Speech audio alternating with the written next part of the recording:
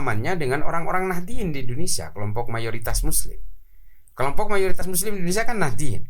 Nah, kelompok Ikhwanul Muslimin ini secara pemahaman ubudiyah ini mirip. Mereka merokok, ya, tahlil juga, ya, tahlil juga, selawatan dia, selawatan, maulid Nabi juga iya. Ya.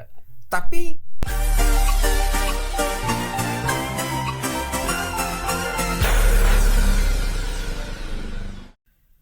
Assalamualaikum warahmatullahi wabarakatuh. Kembali di Time TV di podcast Time Indonesia. Kali ini saya mengundang sosok yang istimewa dan bisa dikategorikan sosok yang penuh kontroversi karena pemahaman sejarah, terutama sejarah keislaman dalam konteks gerakan terorisme, radikalisme, dan juga Wahabisme di Indonesia dan bahkan di banyak negara. Beliau ini sudah tidak hanya satu kali, dua kali mengunjungi banyak negara yang berkonflik, yang selalu setia dan cinta pada konflik, yang muaranya adalah gerakan terorisme, yang ideologinya adalah Wahabi Salafi. Gus Islah Bahrawi, selamat datang di Time Podcast di Time TV. ya, terima kasih atas undangannya. Saya tidak perlu memperkenalkan, nanti Gus Islah yang bisa memperkenalkan, dan saya kira sudah memenuhi jelajah dunia maya yang penuh dengan kontroversi. Saya begini, Gus, saya ingin Anda menjelaskan soal peta gerakan radikalisme, terorisme, dan bahkan Wahabisme di Indonesia. Nanti di ending akhirnya kita bisa berbicara soal identitas, politik, identitas, dan jelang pemilu ini. Iya. Sepertinya berbahaya.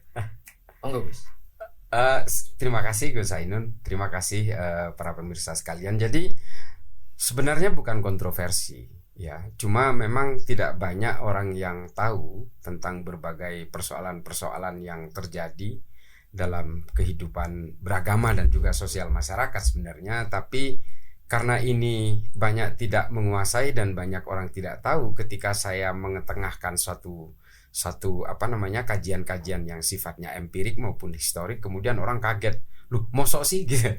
Nah, jadi kesannya kontroversi. Sebenarnya tidak kontroversi Karena sudah lama tidak dibuka dan tidak ada orang yang mau membuka bahwa kejadian-kejadian, persoalan-persoalan radikalisme, intoleransi ini kan juga jarang disebut sebenarnya. Betul. Akar dari semua radikalisme, ekstremisme yang kemudian menjadi terorisme itu kan ada satu faktor yang kadang-kadang tidak dilekatkan kepada ketiga fase ini, yaitu intoleransi. Karena sebenarnya milestone, the first step gitu ya, langkah awal dari semua tiga fase ini adalah intoleran semuanya. Ketika orang sudah tidak intoleran, maka kemudian orang ini mudah menjadi radikal. Ketika orang ini sudah radikal, otomatis dia akan mudah menjadi ekstrim, dan kemudian pada tahap level pedas terakhirnya itu terorisme. Nah, ini yang sering saya katakan, temuan-temuan saya di berbagai negara, karena saya memang banyak berkeliling untuk hanya ingin tahu apa sih penyebab utamanya gitu ya. Berbagai konflik yang hari ini masih berkecamuk, seperti Suriah, seperti Somalia, dan Afrika, Asia Selatan, termasuk di Asia Tenggara, termasuk di Indonesia. Ya memang ya dengan akar yang sama, mohon maaf, ini temuan, dan ini juga banyak sekali kalangan akademisi yang menemukan ini, termasuk Daniel Kohler, ada Scott Atran, ada Farah Pendit. Semuanya ini berakar kepada satu pemahaman yang sama, yaitu bahwa Wahabisme. Nah, akarnya di situ. Secara keilmuan agama ya, itu berakar dari Wahabisme. Nah, dari Wahabisme ini kemudian membentuk cabang-cabang.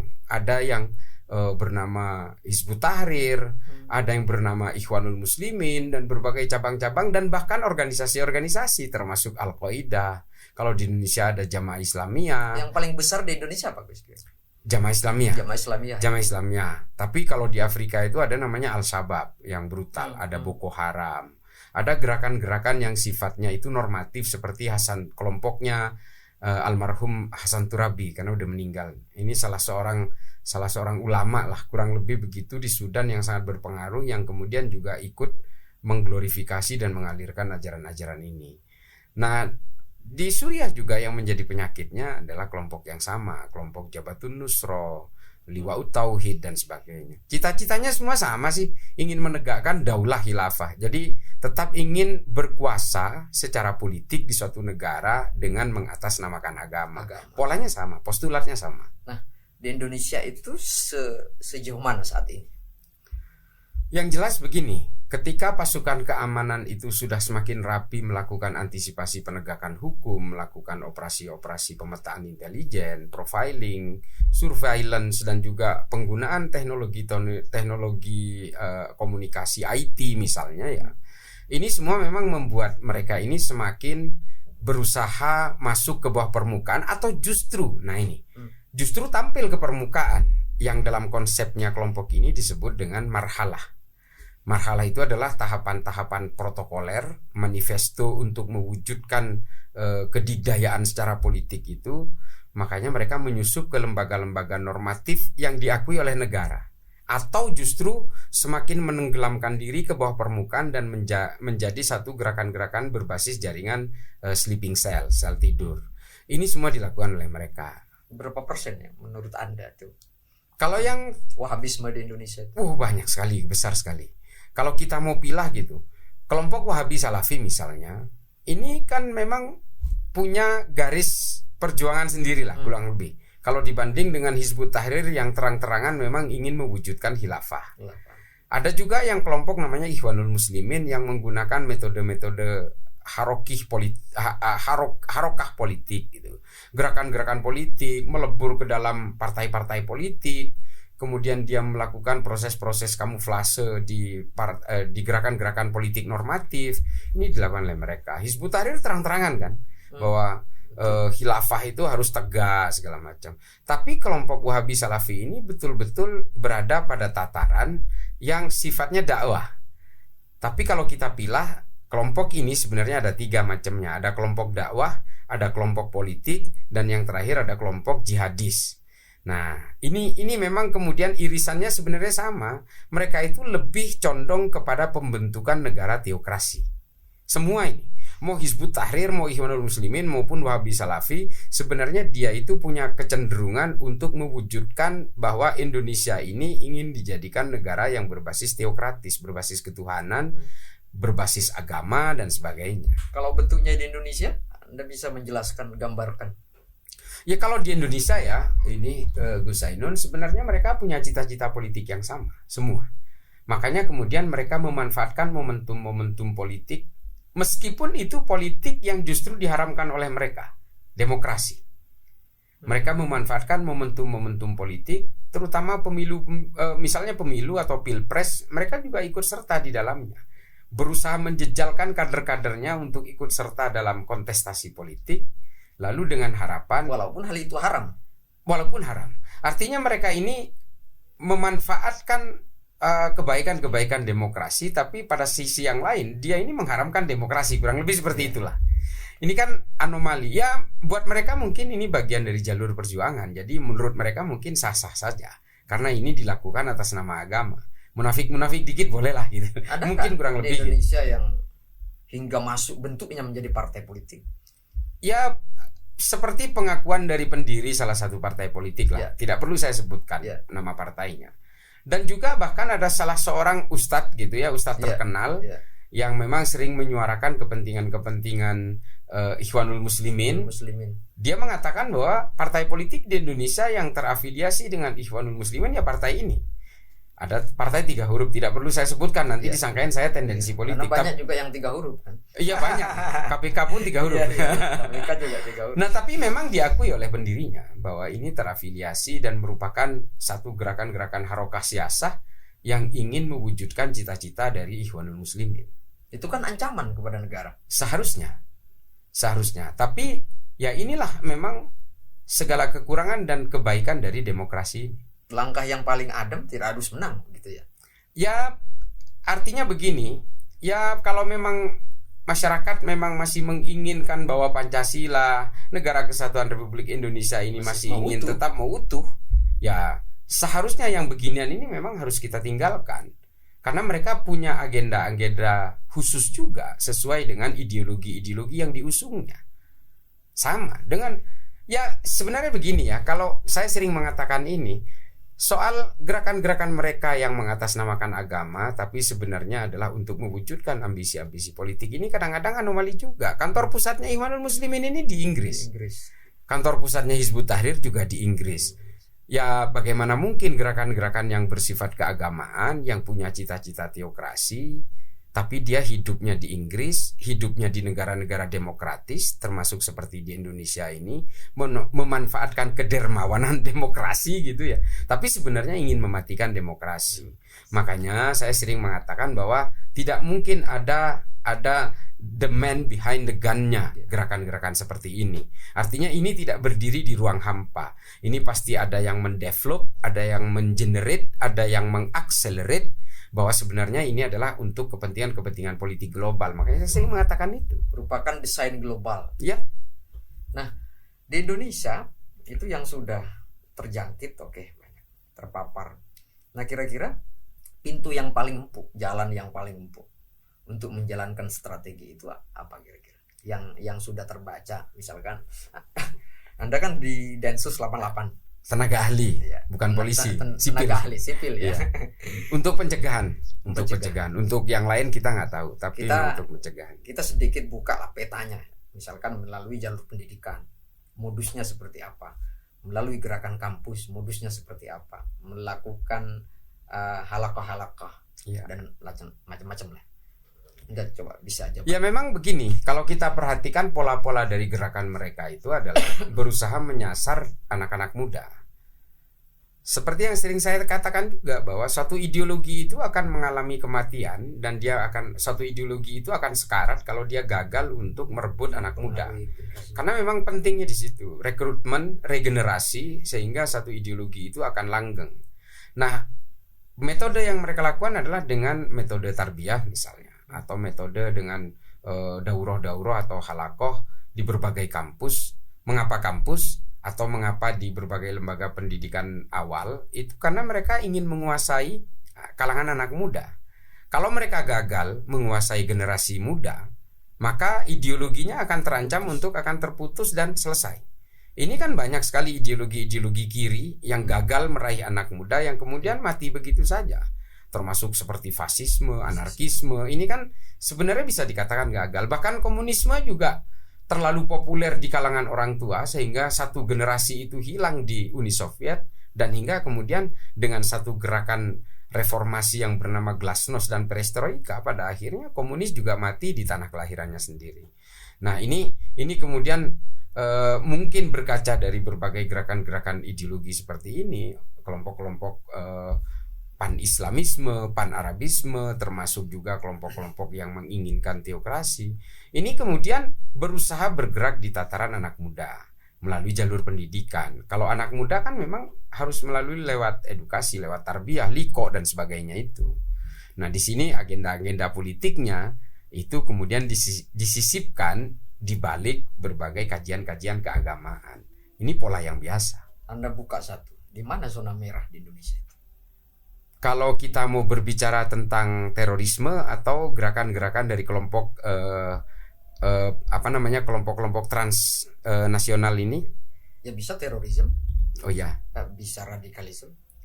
Terutama yang paling berbahaya ini adalah Wahabisme ini. Iya, jadi gini Gus Ainun. Ini sebagai salah satu perimbangan ya. Dulu ketika awal-awal Densus itu dibentuk sekitar tahun 2002-2003, dulu itu kan setiap provinsi itu dipegang oleh satu kesatuan namanya Satuan Tugas Wilayah. Target masing-masing provinsi itu di seluruh Indonesia ini kurang lebih sekitar 5 provinsi saja targetnya. Kelompok-kelompok target ini hanya di 5 provinsi. Hari ini Satgaswil di Indonesia itu jumlahnya 34. Artinya di seluruh provinsi ada. masing-masing Satgasul itu punya target masing-masing. Artinya merata sudah. Kelompok-kelompok ini yang ingin berusaha mendevaluasi dan merubuhkan negara ini sebenarnya sudah merata dan hampir semuanya ada di semua provinsi. Cuma memang ada satu pola yang sama, bahwa kebanyakan kasus-kasus teror di Indonesia itu epicentrumnya memang kebanyakan itu bermuara di Solo. Aneh juga ya. Yeah. Solo, karena secara historik Solo ini, Surakarta ini nasionalisme murni. Enggak juga. Artinya gini, semua ideologi hidup di sana. Hidup ya. Kelompok nasionalis, kelompok agamis, Syiah juga hidup di situ, Wahabi juga hidup di situ, Ahlussunnah wal Jamaah juga hidup di situ. Kanan kiri tengah. Komunis juga hidup di situ. Bahkan mohon maaf, ada satu pemahaman kelompok agama di sana yang menghalalkan daging yang menurut konteks umum itu haram. Nah, di sana itu dihalalkan, khusus di Solo ini. Nah, artinya semua ideologi hidup di situ. Dan ketika terjadi pemilu tahun 1955, pemenangnya di sana itu justru komunis dan kelompok Syarikat Dagang Islam. Ya, artinya di sana itu semua peluang dari berbagai gerakan-gerakan politik di sana itu hidup semua. Semua ideologi hidup. Nah, kemudian ini menyebar. Yang ketiga adalah daerah-daerah bekas konflik. Nah, ini memang setiap daerah konflik seperti di Bima atau di Ambon atau di Poso, ini selalu menyimpan residu-residu kelompok radikal yang masih hidup dalam enklav-enklav tertentu akibat dari sisanya konflik. Ampas-ampasnya konflik itu tersisa di sana. Dan kebanyakan memang pemeluk yang berpaham Wahabisme ini. Karena dulu itu yang setiap konflik yang melakukan upaya deployment itu memang dari kelompok-kelompok ini yang memang sudah terbiasa untuk semua peperangan yang beririsan dengan keimanan ini kan dianggap sebagai medan jihad. Nah, mereka kemudian berangkat ke sana, melakukan perang di sana, setelah konfliknya selesai ideologinya tertinggal. Nah, makanya biasanya di daerah-daerah seperti di daerah Poso, Tojo Una-Una, Ampana, Parigi Mutong, ini memang kelompok-kelompok ini hidup. Di Ambon juga demikian. Ketika konflik Ambon, banyak sekali daerah-daerah yang dikuasai oleh orang yang masih punya pemahaman-pemahaman hakimiyah dan takfir ini. Juga di Bima, di daerah Dompu dan sebagainya. Karena dulu irisan konflik antara Poso dan Bima ini ada korelasi. Pejuang-pejuang yang ada di Poso itu rata-rata disuplai dari Bima. Yang paling berat untuk diberantas ini apa? Ya, kalau menurut saya adalah pemahaman-pemahaman yang secara tidak terang-terangan, yang melakukan proses-proses kamuflase. Ya, bisa melalui dakwah, melalui gerakan-gerakan yang menyusup ke lembaga-lembaga normatif. Kita tahu kan ada salah satu ideolog dari kelompok Jamaah Islamiyah yang ternyata menjadi pengurus MUI dan kemudian ditangkap Densus. Betul. Pola-pola seperti ini yang paling bahaya, berkamuflase, bertakiyah gitu. Kalau kita mengambil istilah tudingan terhadap kelompok Syiah, mereka juga punya cara-cara bertakiyah. Mereka menjadi pendakwah. Mereka bahkan cenderung bisa juga menjadi politisi. Nah, ini yang bahaya. Yang bahaya itu justru orang-orang yang melebur di dalam intimasi sosial masyarakat, baik yang bersifat ekonomi, politik maupun budaya. Nah, ini yang bahaya. Terutama misal ada kelompok dari Ikhwanul Muslimin. Ada salah satu ustadz dari kelompok Ikhwanul Muslimin ini yang kurang lebih sama pemahamannya dengan orang-orang Nahdien di Indonesia, kelompok mayoritas Muslim. Kelompok mayoritas Muslim di Indonesia kan Nahdien. Nah, kelompok Ikhwanul Muslimin ini secara pemahaman ubudiyah ini mirip. Mereka merokok, tahlil juga, selawatan, maulid Nabi juga iya. Tapi mereka punya tujuan politik, menegakkan khilafah. Itu bedanya dengan orang-orang Nahdien misalnya. Gerakannya sangat halus sekali. Saya pernah melawan fatwa salah seorang ustadz misalnya memang ini sering menyuarakan suara-suara agenda-agenda politiknya Ikhwanul Muslimin. Karena dia sering mengatakan bahwa khilafah ini wajib untuk didukung. Suatu waktu dia mengeluarkan fatwa boleh orang melakukan bom bunuh diri di Palestina. Memang ada disclaimernya, jangan dilakukan di Indonesia, karena di Indonesia ini negara damai. Persoalannya, bagi kelompok-kelompok teroris, Indonesia ini bukan negara damai. Indonesia ini adalah negara perang, wilayah perang, Darul Harb. Nah, Ini kan persoalannya di situ. Makanya kemudian pelaku-pelaku bom bunuh diri dan sebagainya itu justru menggunakan fatwa-fatwa harokah istishhadiyah ini. Salah satu pelaku bom Katedral Makassar itu pernah tampil juga di salah satu TV mainstream ya, mengatakan bahwa Indonesia ini boleh diterapkan harokah istishhadiyah. Meskipun fatwa dari Ustadz ini mengatakan harokah istishhadiyah ini hanya bisa dilakukan di Palestina menurut dia. Tapi ternyata pelaku teror ini menganggap di Indonesia pun boleh. Karena apa? Indonesia ini negara togut yang menggunakan undang-undang buatan manusia. Nah ini loh. Nah apa yang terjadi ketika saya melawan fatwa ini? Yang justru menyerang saya ini orang-orang Nahdien. Iya, betul. Yang Nahdien bukan dalam konteks, bukan dalam konteks ini, Gus Ainun, bukan dalam konteks anggota NU, bukan. Iya. Pemahamannya sama dengan kalangan Nahdien. Dia juga alumni pondok pesantren yang sangat Nahdien, tapi dia menyerang saya sejadi-jadinya. Artinya apa? Gerakan mereka ini sangat halus, menginfiltrasi kalangan Nahdien sangat halus, sampai orang Nahdien tidak terasa bahwa sebenarnya dia sudah berusaha dipecah belah. Saya kurang apa coba menyuarakan untuk NU, untuk Nahdlatul Ulama, untuk keutuhan negara ini. Tapi yang nyerang saya itu justru kader-kader NU juga, kader-kader Nahdien juga. Keluaran pondok pesantren yang memang melekat dengan ilmu-ilmu yang bersanad terhadap Hadratus Syekh, terhadap Syekh Nawawi Al-Bantani, Syekhona Khalil. Pondok pesantren ini betul-betul memegang kitab-kitab turosnya beliau-beliau ini. Tapi akhirnya dia menyerang saya. Nah ini kan artinya jurang-jurang perpecahan dengan pola-pola infiltrasi yang halus ini memang sangat bahaya. Tapi memang karena gejolak saya yang menarik itu persoalan perbedaan tafsir. Iya. Jadi agama itu adalah tafsir. Nah, karena perbedaan-perbedaan tafsir itulah maka punya pandangan-pandangan tersendiri yang akhirnya menyempit. Yang berbeda dengan saya itu adalah musuh saya, lawan saya. Ini seperti apa? Saya menyebutnya hegemoni tafsir. Hegemoni tafsir. Iya. Jadi saya sering mengatakan bahwa kita hari ini semua ini bukan penganut agama. Kita ini adalah penganut tafsir-tafsir agama. Tafsir-tafsir agama. Dan setiap tafsir ini dihasilkan oleh para mufassir. Para mufassir hidup pada zaman dengan situasi sosial, geopolitik, dan geoekonomi yang berbeda. Makanya kemudian produk tafsirnya berbeda-beda. Nah, produk tafsir yang berbeda-beda ini kemudian mengalir ke setiap orang hari ini, terutama dalam Islam, yang kemudian juga membuat kelompok-kelompok dan firqah-firqah yang berbeda-beda. Nah ini kan artinya perbedaan tafsir ini satu keniscayaan, gak bisa dihindari. Nah makanya saya sering mengatakan, jangan karena kemudian persoalan tafsir, orang mengkafir-kafirkan orang yang berbeda tafsir. Anda setuju kalau misalkan ada salah satu tafsir atau kitab lah ya, kitab tafsir itu yang sudah tidak layak untuk dipakai pedoman saat ini, ya tidak harus diikuti. Ya tidak, saya tidak sepakat. Bahkan ketika misalnya ada mufassir yang hidup pada zaman politik Islam itu sangat terpuruk. Dia hidup pada abad pertengahan ketika Bani Abbasiyah baru saja runtuh, diserbu oleh bangsa Mongol. Dan kemudian tentara-tentara Eropa masuk ke Arab, membantai orang-orang Arab untuk menguasai Baitul Maqdis, Yerusalem, yang kemudian kita kenal dengan perang salib. Nah para mufassir, para ulama yang hidup pada zaman seperti ini masa-masa keputusasaan politik di Arab. Sehingga apa? Produk-produk tafsirnya itu adalah mengglorifikasi keputusasaan, mengglorifikasi kebangkitan politik, mengglorifikasi perang-perang dan sebagainya.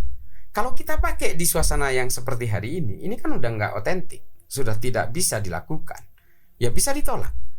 Nah, saya mengambil contoh yang paling sederhana soal perbedaan tafsir dan situasi mufassir yang menghasilkan tafsir ini. Mengapa kemudian air liur anjing itu bisa menjadi mughalladah dan yang satu menjadi najis biasa? Yang menajis mughalladahkan air liur anjing ini hidup pada zaman rabies misalnya. Otomatis ini menjadi satu sumber yang harus dijauhi. Kalaupun ada air liur anjing yang nempel, ini harus dibasuh dengan pasir dengan segala macam untuk sterilisasi. Karena ini untuk menghindar dari penyakit. Tapi ada juga yang justru memperbolehkan. Itu Presiden Turki, Erdogan, punya anjing banyak sekali di rumahnya. Apakah dia bukan Islam? Islam, tapi tafsirnya beda dengan kita, Iya. yang Imam Syafi'i. Iya, iya. Nah, artinya apa? Mungkin mufassir yang menghasilkan tafsir ini rabiesnya sudah lewat. Dan bahkan dalam kisah-kisah Kekaisaran Utsmani, anjing ini justru dipakai untuk membersihkan jalanan dari sampah-sampah. Iya, iya. Nah, ini artinya produk mufassir dengan situasi yang berbeda, dengan klimatologi yang berbeda, dengan geopolitik dan geoekonomi yang mungkin berbeda sesuai zamannya. Nah, lalu apakah kemudian kita harus berantem gara-gara begini? Ya enggak lah. Maka Gus Dur itu mengatakan istiqomah dan cinta terhadap keberagaman, perbedaan itu dalam. Exactly. Nah, saya Gus Ainun makanya kemudian mengatakan, lalu di tengah perbedaan-perbedaan tafsir yang luar biasa ini, di antara berbagai perbedaan-perbedaan di antara umat Islam di seluruh dunia ini, lalu apa? Ya kembalikan Islam kepada fungsinya, kepada posisi fitrahnya. Yaitu apa? Islam harus bisa menjadi bejana bagi terciptanya kemanusiaan, bagi sebaran cinta dan juga kedamaian. Agar apa? Karena Islam ini memang diturunkan oleh Allah dan diwariskan oleh Nabi Muhammad kepada kita hari ini adalah untuk akhlakul karimah dan rahmat bagi seluruh alam semesta. Nama bu istuli utama Nah, dari malakhlak. itu dia. Nah, ini tujuan Islam itu. Di tengah perbedaan, silahkan memegang tafsir apapun, silahkan memegang manhaj apapun, silahkan memegang mazhab apapun, tafsir-tafsir ijtihad apapun silahkan pakai, sepanjang Islam diposisikan sebagai fungsi yang fitrah ini, ya sudah, selesai. Tidak ada orang yang akan saling mengkafirkan, tidak ada orang yang karena persoalan-persoalan politik kemudian saling bunuh, saling berperang, karena semua berbasis kemanusiaan dan kedamaian. That's it. Itu fungsinya agama dan fungsinya Islam. Itu kalau saya sih begitu aja menyikapi. Ada dua hal yang menarik yang sering itu menjadi debatable, bahwa di satu sisi begitu bencinya terhadap kondisi sejarah perpolitikan, tetapi di sisi yang lain kepentingan dan perjuangan apapun juga tidak bisa dilepaskan dari persoalan politik. Nah, ini seperti apa cara memisahnya? Nah, ini memang sering menjadi pertanyaan ke saya, bahwa kalau kemudian orang Islam ini harus menghindar dari politik, ya ruang-ruang politik ini akan dikuasai orang lain, ya, gitu, kurang lebih begitu. ya. Nah, makanya kemudian Imam Ghazali dalam Ihya itu mengatakan Islam dan politik ini seperti saudara kembar. Artinya apa? Orang-orang Islam itu tetap harus berpolitik untuk mengawal supaya produk-produk politik ini tidak keluar dari maqasidus syariah. Ini jelas. Ya seperti yang sering diungkap oleh Gus Baha juga ya. Kalau orang Islam nggak berpolitik, ada komplek pelacuran, dan orang Islam tidak ada dalam kekuatan-kekuatan politik, nggak bakal bisa nutup. Yang ada paling nyerbu dengan membakar. Nah ini fungsinya. Artinya apa? Orang Islam harus berpolitik. Harus dalam konteks ini sesuai dengan kemampuan. Untuk memegang kebijakan di situ ya. Iya. Itu harus berpolitik untuk mengawal supaya produk-produk politik ini tidak keluar dari jalur-jalur keislaman dan tetap menjaga Islam ini sebagai agama yang rahmat tadi, agama yang berakhlak tadi. Nah, lalu kemudian mengapa kok ada politisasi agama kok nggak boleh? Orang-orang Islam yang ingin berpolitik ini disebut dengan, kalau istilah saya mengacu kepada banyak literatur termasuk apa yang pernah dikatakan juga oleh Farid Zakaria misalnya, kalau kita tonton ya berbagai diskusinya Farid itu, politik agama dan politik identitas ini tidak bisa dihindari. Karena demokrasi ini adalah based on electoral system. Artinya kalau saya orang Madura, saya nyalek, saya mewakili kepentingan orang Madura karena dapil saya Madura. Ya. Pasti itu. Nah, itu namanya politik identitas. Saya orang Islam, maka tentu saja saya harus mengawal politik-politik di Senayan itu misalnya supaya betul-betul merepresentasikan keislaman saya, dan juga orang-orang elektoral yang memilih saya ini harus saya wakilkan di Senayan. Nah, ini namanya politik agama. Boleh dong berarti politik identitas yang dikembangkan oleh salah satu partai politik baru itu. Boleh, persoalannya jangan menggunakan agama sebagai kendaraan-kendaraan dan pelicin-pelicin akselerasi politik ketika dia ingin dipilih oleh rakyat. Ini yang disebut dengan politisasi agama. Ini yang nggak boleh. Politisasi agama inilah kemudian yang membuat perpecahan di masyarakat. Karena apa? Nanti dia akan berkampanye kampanyenya itu nanti bahwa dia akan melakukan penghakiman. Kalau ingin Islam ini maju, maka pilih saya. Orang yang bukan memilih saya, yang memilih mereka, itu berarti tidak punya giroh untuk membela Islam. Nah, ini yang disebut dengan politisasi agama. Ini contoh konkretnya. Tapi kalau kemudian dia maju mewakili orang Madura harus bangkit, ini jalanan rusak. Ini jalanan rusak, ini harus kita suarakan di Jakarta misalnya. Nah, ini boleh, tapi jangan gunakan agama. Karena kita udah mengalami keterpurukan yang luar biasa secara histori ketika menggunakan agama sebagai landasan-landasan untuk bisa meraih ambisi-ambisi kekuasaan. Saat ini sudah ada beberapa fase. Ya. Fase Rasulullah, sahabat. Nah, kita kan sering mereka itu Islam kembali kepada asalnya. Iya. Pada siapa? Al-Quran, hadis. Nah, ini yang sering menjadi pedoman. Maka pedoman politik mereka itu, pedoman perilaku mereka itu ala Rasulullah. Ya, itu yang digembar-gemborkan. Ada dari hadis, dari Al-Quran. Selain itu nggak ada. Nah, ini seperti apa sih sebenarnya? Alaman hasnubuah. Ya. Jadi memang ini yang selalu diusung. Nah, makanya saya sering melakukan kontra narasi untuk ini. Pada zaman Rasulullah itu kan semuanya ada di Rasulullah. Ya. Bahkan yudikatifnya pun itu ada di Allah juga. Karena sudah intervensi Tuhan itu. Udah intervensi itu. Sepenuhnya sudah intervensi betul, Tuhan. Sangat betul. Makanya saya sering mengatakan politik Islam yang paling gemilang itu hanya berada ketika Rasulullah masih hidup. Itu betul-betul pondasi kekuatan politik Islam, karena memang Rasulullah itu ingin menciptakan satu epicentrum kekuasaan politik untuk menyebarkan Islam. Dan ketika itu betul-betul intervensinya Allah itu langsung. Ketika ada satu offset misalnya, ada satu perusahaan urusan pelik di negara Madinah ini, Allah langsung turun tangan, keluar ayat. Betul. Kan gitu. Selesai. Kalau Allah yang ngawal, ya apa yang enggak. Nah, persoalannya ketika Rasulullah wafat, ini kan kembali kepada manusia biasa yang tidak punya sifat maksum. Ini hebatnya Nabi. Ini murid-muridnya Nabi, yang Nabi sendiri tidak menyebutnya murid, tapi menyebutnya sahabat. Ini hebatnya Nabi ini. Muridnya pun tidak disebut murid, tapi disebutnya sebagai sahabat. Nah, ini para sahabat ini kemudian dia kelimpungan juga untuk bisa menyelesaikan seperti Rasulullah ketika menyelesaikan berbagai persoalan. Karena apa? Rasulullah ini dituntun langsung oleh Allah, dan kemudian setelah Rasulullah wafat kembali ke manusia biasa yang tidak punya jalur koordinat langsung frekuensinya dengan Allah untuk berbagai tuntunan-tuntunan persoalan. Ini kembali kepada manusia-manusia yang saya tetap menghormati para sahabat, jelas ini orang-orang suci yang betul-betul ketika Rasulullah masih hidup, beliau ini sangat luar biasa, dan beliau ini melihat Nabi detik per detik, ya kan? Moment by moment, sangat semuanya direkam oleh beliau ini. Tapi tetap ketika dalam persoalan politik, beliau ini tidak bisa menerjemahkan ala politiknya Rasulullah. Setelah ditinggal oleh Rasulullah. Iya, setelah ditinggal Rasulullah dalam konteks politik dia tidak mewariskan. Nah, itu yang saya maksud. Ini yang Islam memang tidak diwariskan untuk sebagai komponen politik. Tidak ada. Bahkan Rasulullah tidak mewariskan suksesinya pun. Rasulullah tidak menunjukkan. Tidak ada penunjukan. Tidak ada. Nanti dalam sejarah sudah sahih ini. Sahih.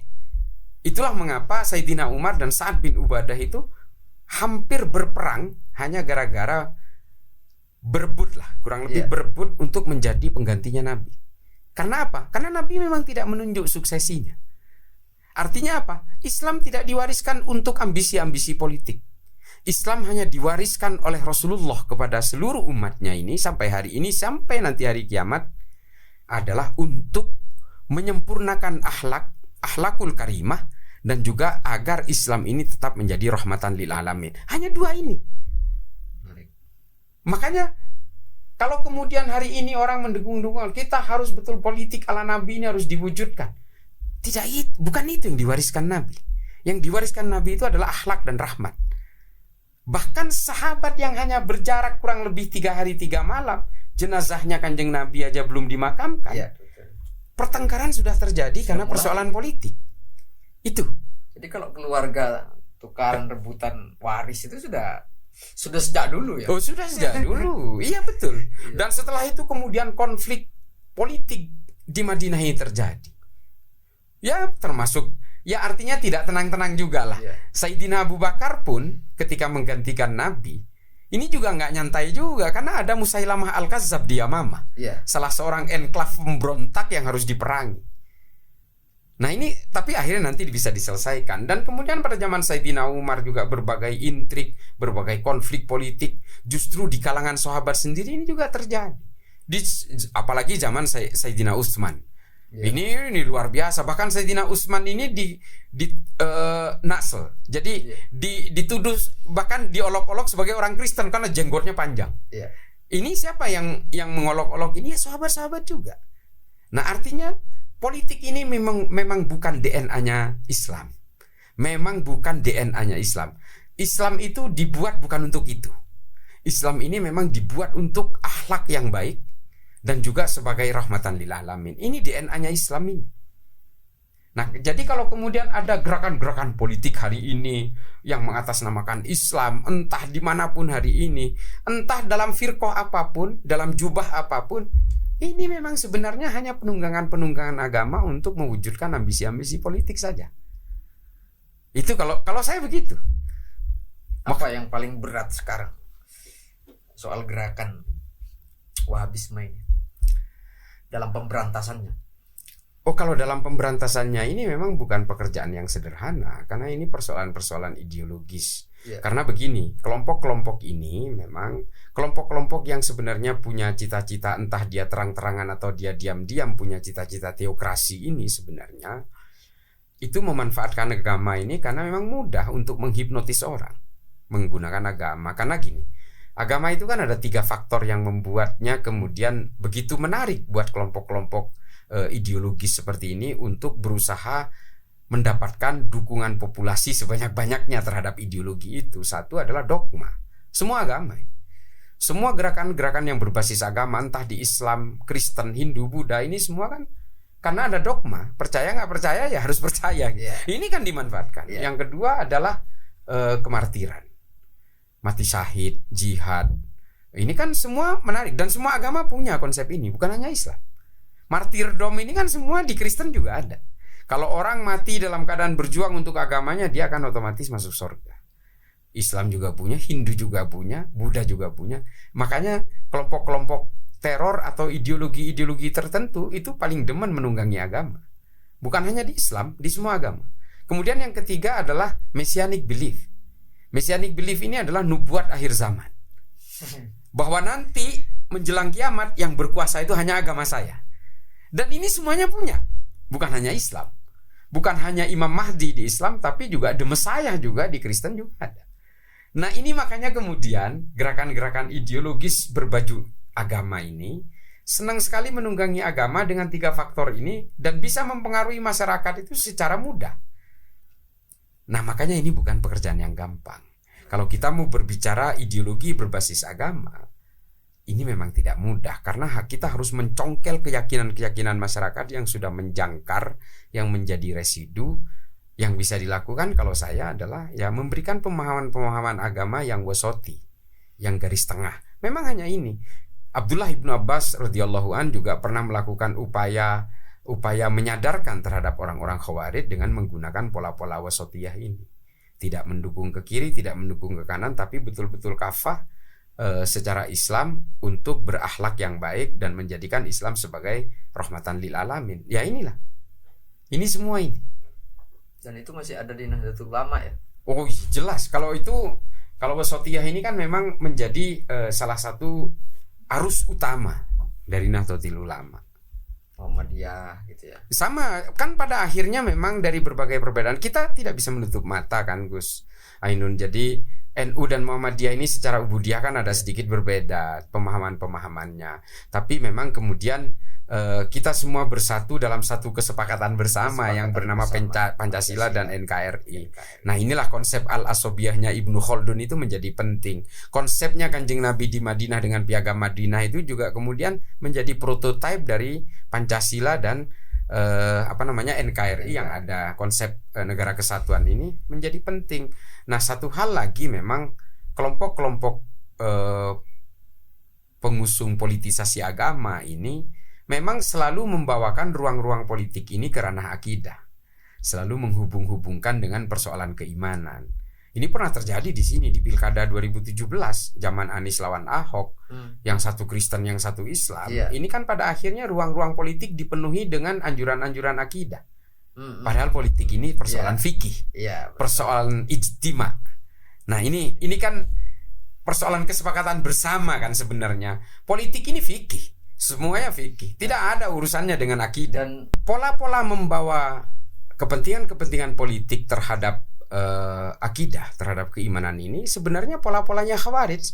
Makanya mereka dengan mudahnya membunuh Sayyidina Ali. Karena Sayyidina Ali dianggap sudah bukan Islam, dia kafir. Maka kemudian halal darahnya untuk dibunuh.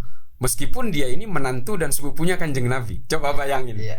Nah, efek-efek dari membawa kepentingan-kepentingan politik terhadap keimanan ini memang kemudian menjadi brutal. Nah, ini yang harus kita hindari.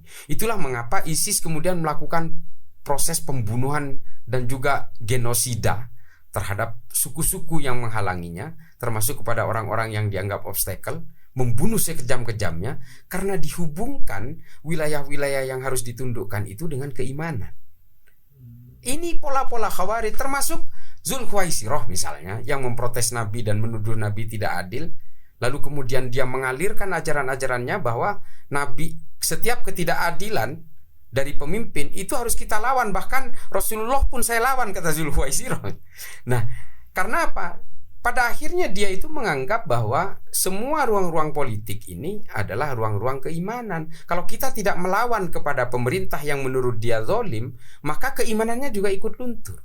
Ini ditulis tuntas oleh Syekh Utsama Said Al-Atsari di Al-Haqqul Mubin, bahwa kesalahan dari kelompok-kelompok radikal ini adalah berusaha membawa ruang-ruang yang seharusnya fikih itu dibawa ke ruang-ruang akidah.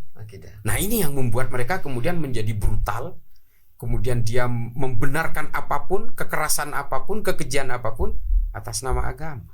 Terakhir, Gus. Iya. Yang paling berbahaya saat ini adalah gerakan di dunia cyber. Nah, ini sangat mempengaruhi pola pikir dan juga mindset gerakan yang dilakukan oleh anak muda. Nah, ini apa yang saran Anda itu? Ya, saya kalau mengacu ke tulisan Yuval Noah Harari ya, Manusia Masa Depan, dia mengatakan bahwa suatu saat kelak yang menguasai bumi ini adalah orang-orang yang menguasai algoritma digital. Jadi layernya ada dua lah, kurang lebih begitu secara umum. Orang-orang yang menguasai algoritma digital inilah nanti yang akan menentukan nasib dari orang-orang yang tidak menguasai. Jadi ada dua layer. Layer yang menguasai, yang disebut dengan producer, dan kemudian orang-orang yang diatur oleh yang layer pertama ini sebagai follower. Muhibbin lah kurang lebih gitu. Nah, ini kemudian menjadi penting bagi generasi muda kita, wabil khusus teman-teman dari Nahdien atau teman-teman yang moderat, teman-teman yang masih punya giroh untuk bergerak di tataran Islam wasatiyah. Ini memang harus menguasai jalur-jalur digital, IT, media sosial. Ini karena memang tidak bisa dihindari. Akselerasi kehidupan manusia ini kan bergerak cepat dengan logikanya sendiri. Lalu kemudian kelompok-kelompok yang juga menunggangi agama, kelompok-kelompok radikal, kelompok-kelompok Wahabism, dan berbagai gerakan-gerakan yang mengatasnamakan agama demi kepentingan-kepentingan politik ini kan juga menggunakan platform yang sama. Artinya kalau kita kemudian ketinggalan, kita tidak bisa melakukan kontranarasi terhadap konten-konten yang digulirkan lewat platform ini. Karena belakangan ini trennya orang-orang ini banyak yang terpapar lewat media sosial. Karena apa? Tidak ada pembanding di situ. Makanya kemudian kita, adik-adik generasi muda semua harus menguasai platform digital beserta seluruh algoritma yang pernik-perniknya lah. Nah, itu harus dikuasai. Makanya waduh, saya Times Indonesia ini, terima Times kasih. TV ini luar biasa. Lah sudah luar biasa berbincang-bincang di Time Podcast Time Indonesia di Time TV. Untuk selanjutnya jangan pernah berpisah Iya. Karena beliau akan banyak menyampaikan hal-hal soal gerakan-gerakan yang menyangkut soal terorisme, radikalisme dan juga Wahabi Salafi. Ini sosok pemuda yang sangat pemberani. Satu-satunya di Indonesia yang berani melawan persoalan gerakan Wahabi Salafi.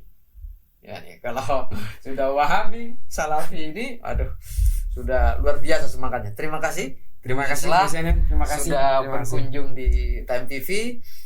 Terima kasih. Mungkin itu yang bisa Gus Islah sampaikan. Wassalamualaikum warahmatullahi wabarakatuh.